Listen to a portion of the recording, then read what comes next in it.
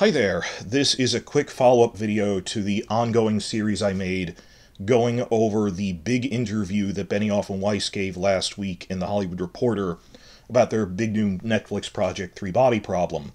Well, follow-up, I recorded all the other videos, but I'm spacing them out one a day. And I already posted all of the Game of Thrones and Confederate ones, and I haven't started the Three Body Problem ones yet. So I'm just adding this in here rather than switch to Three Body Problem, then switch back to Game of Thrones. I want to be done talking about all the Game of Thrones stuff before I talk about their new show, right? So I'm posting this out of order, but you know how frequently big interviews trim out certain little tidbits of information and stuff, but then post them separately? This isn't a problem. Maybe it was word count. Maybe it affected the flow.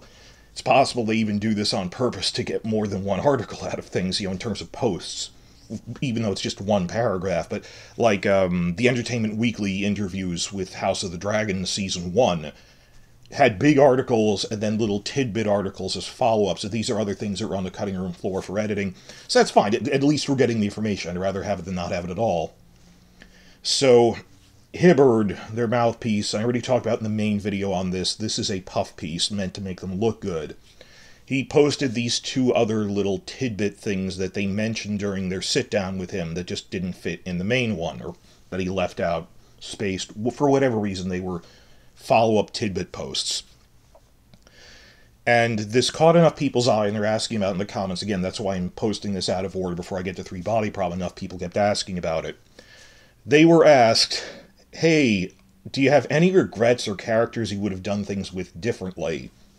And they gave a trivial answer about, oh, we kind of wanted to see that from Season 1, at the Vale of Arryn in the Eyrie, remember with the Sky Cells?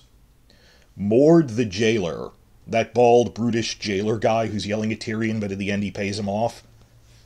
They said, oh, we thought it'd be funny as, like, years later, seasons later, like Season 6 or 7 or whatever, they don't give a specific season, we thought it'd be funny to check in on him again after Tyrion gave him his gold, his promise. Give me an audience with Lysa, I'll pay you. And he goes, well, okay, it's not really just to talk to her. I mean, it's not like I'm breaking my loyalty, but he paid him anyway, because he then spun it into getting his trial by combat. Remember, he goes, a Lannister pays his debts and chucks him his bag of gold, which is pretty much what happens in the book. They said, wouldn't it be funny, we thought as a one-off joke, that seasons later we check in on, like they checked in on Hot Pie, and see that he's bought a tavern with all the gold, and that he's still running a small business, this is their words, running a small business as he would at jail by yelling at people, but just, oh look, this is how he spent his gold.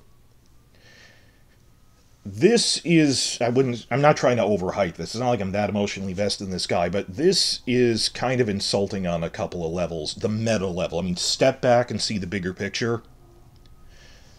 I don't seriously expect them to have a Perry Mason moment where they express guilt or regret about anything, okay? I don't think, tell me in the comments, you don't seriously think they were going to say we regret what we did with Daenerys or Jon Snow or all the other things they double down on.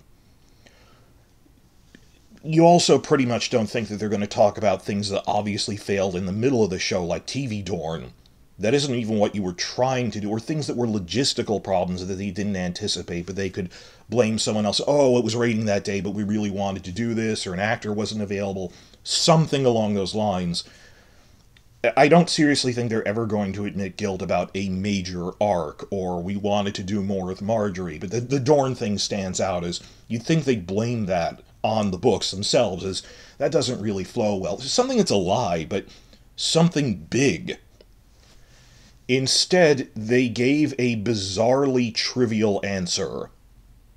Not just, and I'd have even respected more if they said we regret nothing because in this business you move forward, things that go against plan are how you grow. Other people who are actual competent writers who've had missteps have said such things, and I thought it was actually pretty profound that you can't regret. But, like things like casting things, like a better one, which I would have respected, which they could have easily said. Wilco Johnson passed away recently, but who played Ilan Payne, the royal executioner, had his tongue cut out.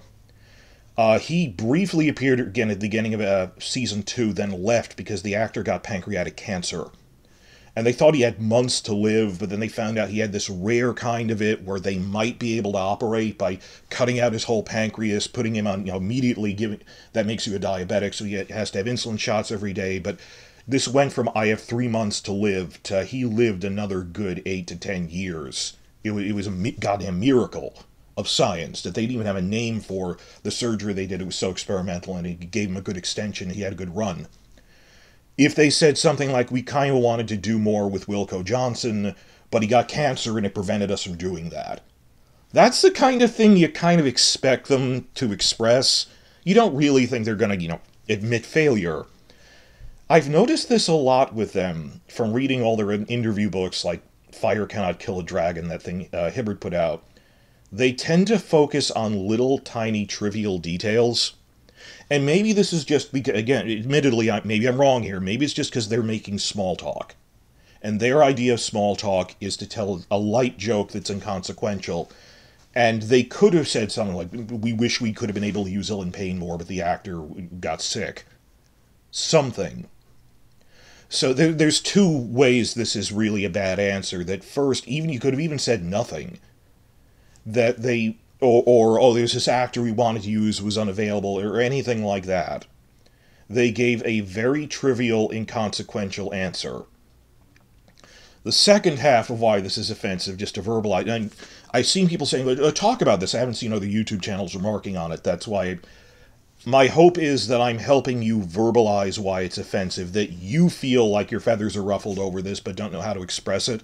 Please tell me in the comments. I hope I'm verbalizing what you're feeling. The first off, they gave a trivial answer, and there's like other things you could have even remarked on that are not necessarily Dorn, but Ilyn. Second thing, Mord does reappear in the books. In Sansa's cut Veil storyline, as Elaine Stone, when she goes back to the Veil, which they cut out to put in the invented Sansa rape, by just, let's throw out her storyline and merge her with Jane Poole. And they didn't do that for shock value. They did it because it was a meaty scene that they felt would be wasted on another actor. They wanted Sophie to win an Emmy Award.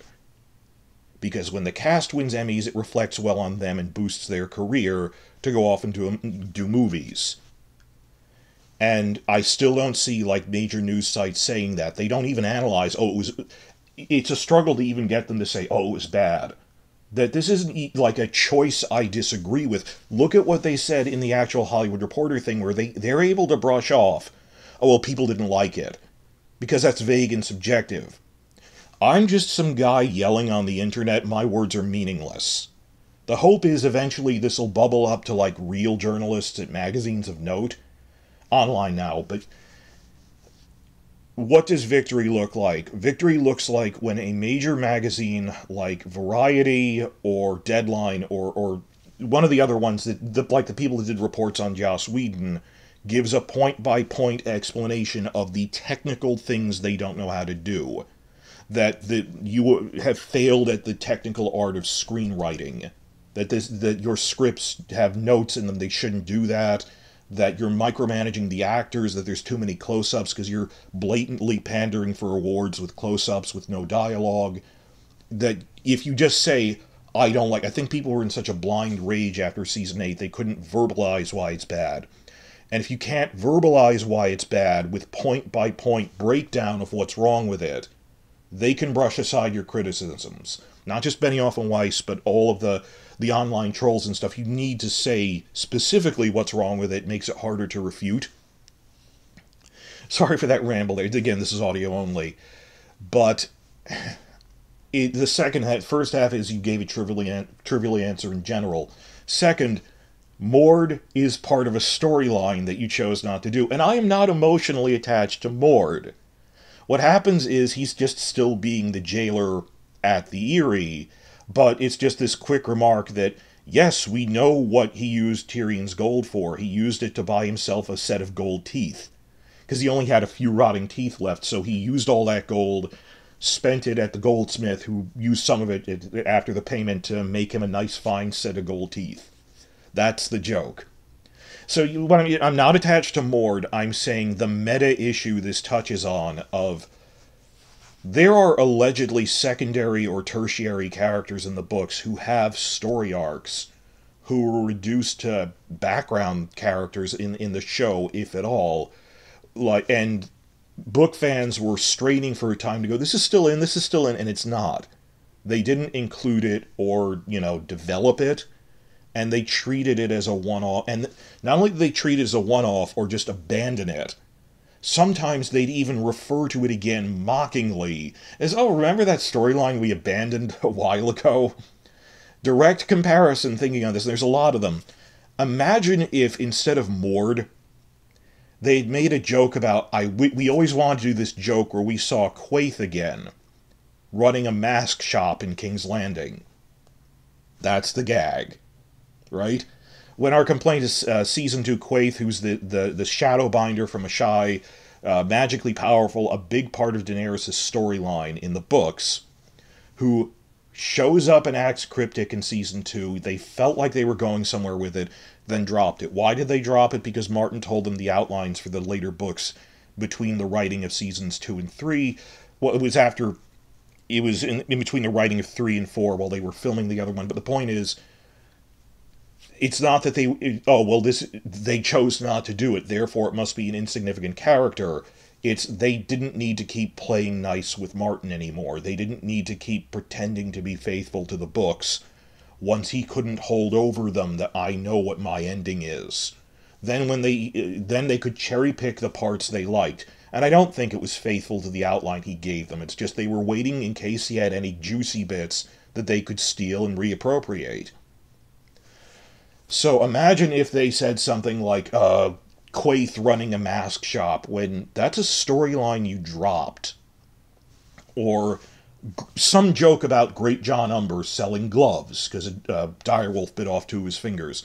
Oh, wouldn't it be great if Great John Umber was selling gloves in a store in King's Landing, when you kind of abandoned that character after Season 1, after setting him up, and he's a major character. Maybe the actor was unavailable, but please help by telling me in the comments. You've seen other videos like this by, shout out to Supercuts Delight. He's finally gotten his channel back after a hacking problem. That, the phishing scheme thing, that list off characters who just sort of fell by the wayside and that drifted away after setup and never appeared again. Another thing I think of is this isn't a really good example.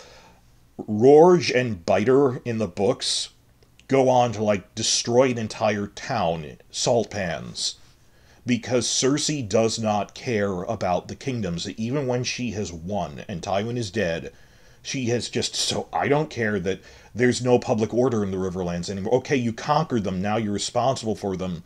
And how little she cares about the small folk, that she just brushes off these hooligans under... Rorge is a monster. He was castrated for rape, and he's so angry about this that he just rapes people with sticks. And he doesn't even get physical enjoyment. It's to be cruel. And they murdered and raped the entire town on a mass scale. Hundreds of people. And just everyone is dead. There are no 2 pieces of wood nailed together. And Cersei just brushes it off. And this isn't even a village. This is a large town. Large market town. And it's just wiped off the map. And just that Rorge is just this agent of destruction. And eventually it's killed, and Brienne fights everyone, Brotherhood.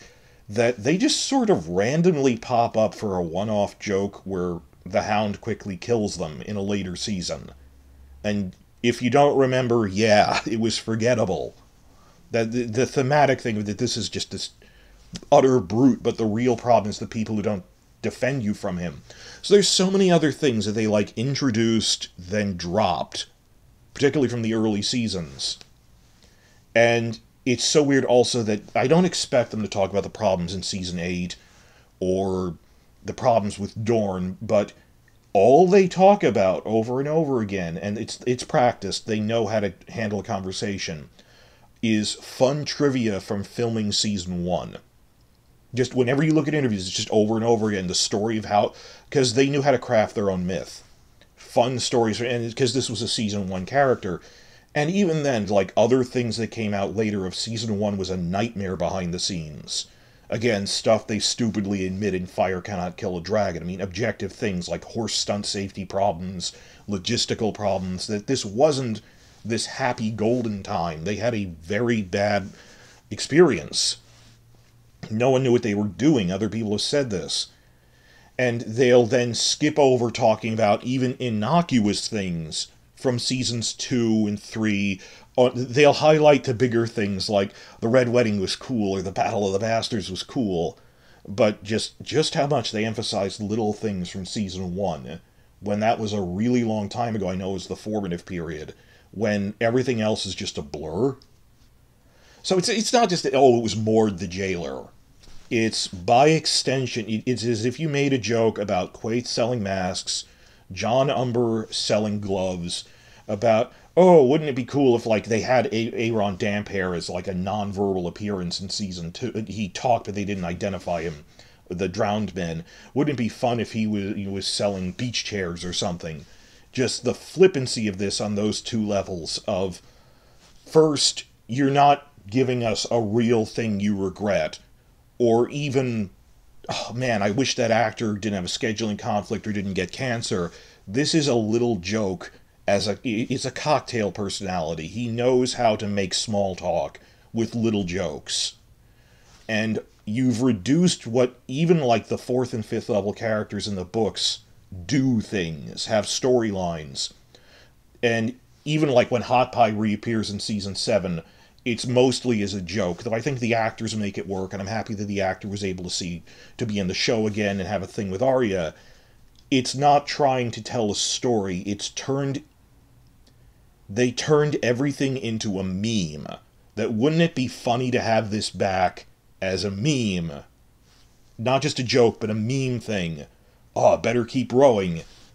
Rather than really thinking on these as characters, and we know is to further their own careers. So, oh my god, that's the only thing they regret. Guys, step back and realize they're just trying to be entertaining.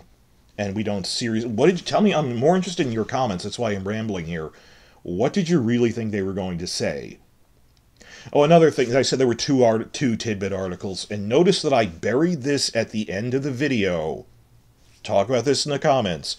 I buried the Jon Snow thing at the end of the video rather than use it as clickbait. That, and a second tidbit, which wasn't really that notable, Hibbard asked them, you can't tell how staged this is, he asked, hey, would you ever want to come back to work on that Kit Harington has proposed to Jon Snow show? Now, I made a big report on that 2 weeks ago where I said Kit Harington actually said HBO has shelved that pitch indefinitely. Martin doesn't talk about it among the active pitches. HBO doesn't talk about it among the active pitches. Casey Bloys, recently an interviewer, he said, well, these are the one we're kind of thinking young Corlys, Nymeria, maybe. Other stuff we're not really even discussing. Obviously, Hedge Knight's the only other one greenlit right now, but there has been no talk about this since the initial leak, summer 2022. Kit Harington has recently said it's been shelved, and though if they want to do it 10 years from now, he'd be willing to come back, but it's not a pressing thing. Much to my surprise, even Benioff and Weiss didn't really jump on this, and Hibbard noted it, that he said, oh, you want to come back and do this? And they gave a non-committal, like, well, if Kit wants to do this when he's, like, in his 40s or something, because I think that Hibbard doesn't specify it's not a current project. That the way they said, well, geez, if Kit wants to do this 10 years from now, you never know. Like, they didn't try to latch on to that, fair enough. But that Hibbard is fishing for, you want to hype up that Jon Snow thing, that even Benioff and Weiss, in their ignorance, have the wherewithal not to try to hype that because they know they're not moving forward with it. Also, you can't read into this. I think they're kind of... We hope they're offended that Kit didn't consider that the perfect ending and wanted to make his own ending. So maybe that's why they gave such a weird... oh, well, I don't... Are they offended by this? Or is it... So, if you're waiting for me to paint them in the worst light whenever possible, Occam's Razor, I think the simplest answer is just, really, I don't really think that's much of an active project right now. is the way they said it. So whatever, they brushed it off, basically. And I think that's all they meant by that.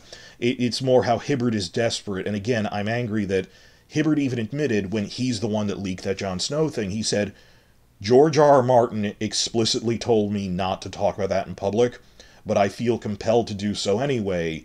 The summer 2 months out from the big prequel about the Targaryens, and it was trying to it almost distracted people from the prequel they were trying so hard to set up. And when there wasn't really news to report on about it, there wasn't that it was discussions at best. But the bigger thing here is, you will probably see clickbait channels or just Screen Rant or whoever recycling that, and the Hollywood Reporter, like the town crier going, it's 1 a.m., no news. Why are you telling me if there wasn't anything of substance to say?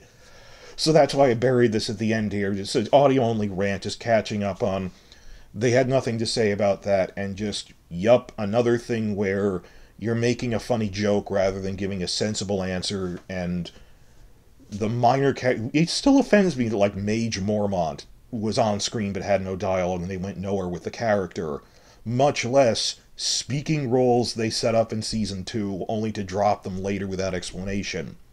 Or how, at the time, I love how even other people noticed this, how at the end of Season 7 people thought it was a stroke of genius when they blew up the Great Sept, when, like, it had no consequences. Attacking your religion's leadership, killing thousands of people, would have consequences because they're across the whole kingdoms. That later on Reddit I saw actual things going, hey, remember that face when you thought it was good, but then by Season 8 you realize, that was the end of Season 6. Season 7 you realize there were no goddamn repercussions to that. It's so weird that I would see memes from people from, like, Free Folk and stuff going, wow, at the time that seemed cool, but in retrospect they weren't going anywhere with it. It was just them dropping storylines they didn't want to take time, an extra season to wrap up. So like Mord or all this other stuff, in this case something as big as the Tyrells and the Faith Militant, they just didn't want to keep developing, and just dropped like a stone. And the weird thing was when you'd see the hyper book fans, even by Season 8, or after Season 8, holding up how they just dropped all these secondary characters with the Great Sept destruction at the end of Season 6. That was the greatest moment of the show. One of that back-to-back with Battle of the Bastards. Not even the whole episode. It was a decently directed episode. Like, it was decent in terms of the music by Javadi is good. And the direction, the pacing, the explosion, they don't normally use piano music. But in retrospect, narratively, this made no sense. And that's the microcosm of it, of, oh, well, they're wasting all these side characters that they don't really need. Again, I made this as a free-form ramble, not as a real video. If people go, oh, you're rambling at this, yeah, I didn't intend on making this. I'm just making it as an excuse for people to talk in the comments about, just list off other points where there were secondary or recurring characters. I mean, obviously not secondary, but recurring characters that sort of just drifted away and didn't develop. And because of all the loose plot lines, and that they're joking, wouldn't it be cool if he spent his gold buying a tavern, and, like, he had a story. It's a joke, but it's still, in the books it's a joke that, oh, we know what he used the gold for. He bought gold teeth and still works there as a jailer. He is, in fact, in this storyline from Sansa that you dropped. And that you're making light of this. So this isn't a big thing. I'm not going to... The other main stuff in the main interview was the annoying stuff, but this doesn't go away, is kind of the point of this whole video series, that people wanted to... My thing is, we never held them accountable, just as when Whedon did Justice League, it took 4 years to really start an investigation of, this is everything that went wrong, you're actually very petty. People think they can't fight it, so they want to ignore it. Not even people defending them, but the people going, I don't want to talk about it. Doesn't make it go away. And one way or another, Three Body Problem is going to be them very prominently on the public stage again, because Netflix needs it to be a flagship show, and will heavily market it as such, will promote it that way. They are not going to drift out of the public eye if you ignore what they were like.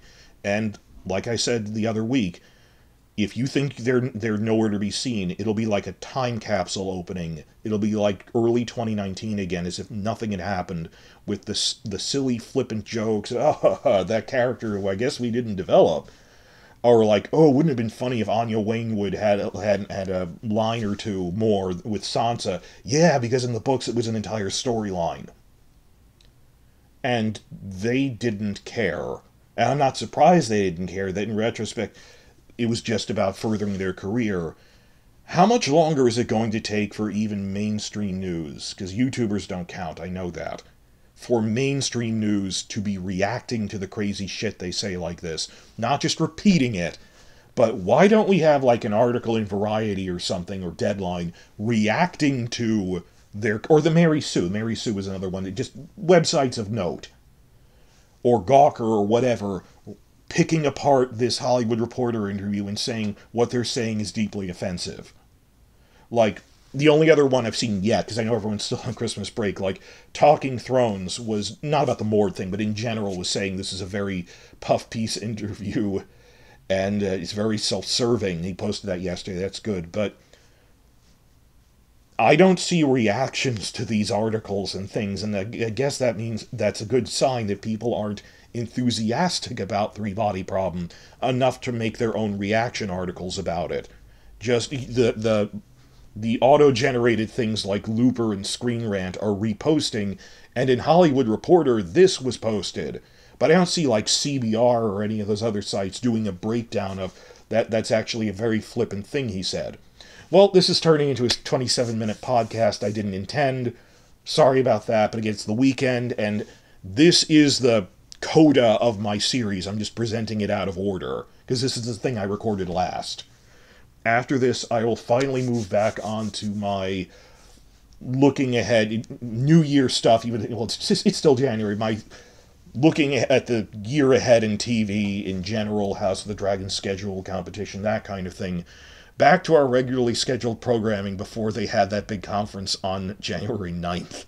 It's been a lot to go through.